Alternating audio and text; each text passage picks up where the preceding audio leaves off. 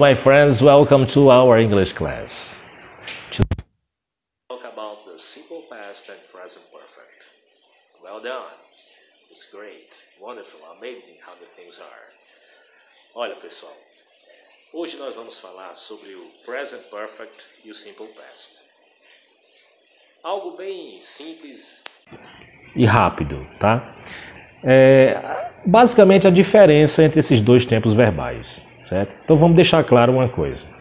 O passado simples, o simple past, ele é utilizado para a gente expressar, para nos expressar exatamente quando a ação aconteceu no passado. Então normalmente vocês vão encontrar algum advérbio de tempo, certo? Como last night, yesterday, before, yesterday, 1 year ago, ou então uma data, in e a data, e assim por diante, certo? Além do mais, nós vamos fazer uso dos verbos regulares e dos verbos irregulares, tá? Quais são os verbos regulares na língua inglesa? São aqueles que aceitam ED ou simplesmente D para formar o passado. E aí existe uma regra específica para se colocar esse ED ou simplesmente D, para, né, consoante, por exemplo, o verbo stop, que termina numa consoante, uma vogal, uma consoante, a gente duplica a última consoante para depois colocar o ED, tá? Verbos que terminam, por exemplo, em Y, mas precedido de uma consoante, é o caso do verbo cry, né? E aí eu vou trocar o Y por I e acrescentar o ED, fica cried, tá? Então, assim, esses verbos regulares, né, eles têm umas regrinhas específicas para isso, tá? Que eu não vou entrar em detalhes agora. Mas a ideia agora é somente de diferenciar um tempo verbal do outro. Então nós já sabemos que o passado simples expressa uma ação que aconteceu em um tempo passado, né? E foi definida, essa ação acabou no passado, certo? Então é muito comum também vocês encontrarem eu fazer uso, digamos assim, do auxiliar did no passado. O auxiliar did, tanto para perguntar como para negar, que é o caso de didn't. Ok, então, se o passado simples, a característica é uma ação que aconteceu no passado, qual seria então a característica do present perfect?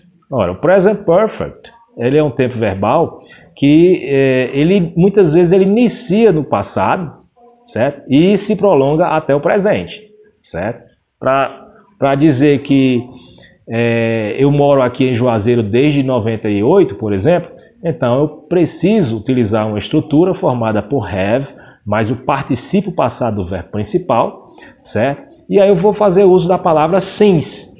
I have lived in Juazeiro since 1998, por exemplo.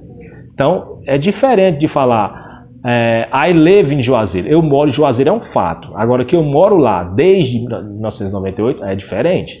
Então veja só, enquanto o passado simples ele expressa quando a ação aconteceu, o presente perfeito ele vai focar na duração da ação, certo? Ou seja, a ação ela é indeterminada, ok?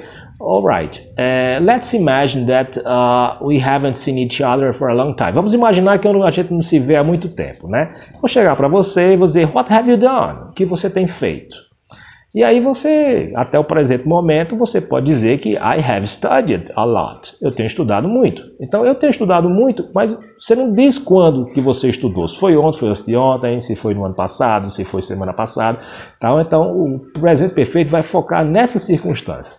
Agora, nesse tempo verbal, o presente perfeito, vai aparecer alguns advérbios, como already, que significa já, never, nunca, yet, que significa ainda, ou então pode ser já em sentença interrogativa.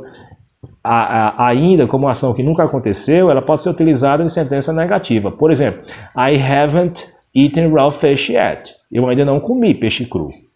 Certo? Uma ação que ainda não aconteceu.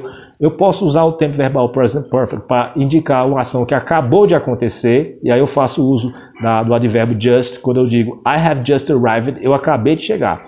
Então, assim, nós precisamos nos comunicar em inglês e precisamos fazer uso de vários tempos verbais, seja ele no passado, no presente contínuo, no futuro, né, no presente perfeito, passado perfeito, e assim, a gente não se policia para isso. Né? O americano ele aprende de forma natural. Só que nós, que estamos aprendendo a língua, nós precisamos nos atentar a esses detalhes, né? O que você quer dizer, em que tempo verbal você quer falar, ok? Eu vou deixar uma atividade para vocês lá no Google Classroom e informar o código para vocês, tá bom? Bom, eu vou ficando por aqui e a gente vai se falando. Grande abraço, tudo de bom!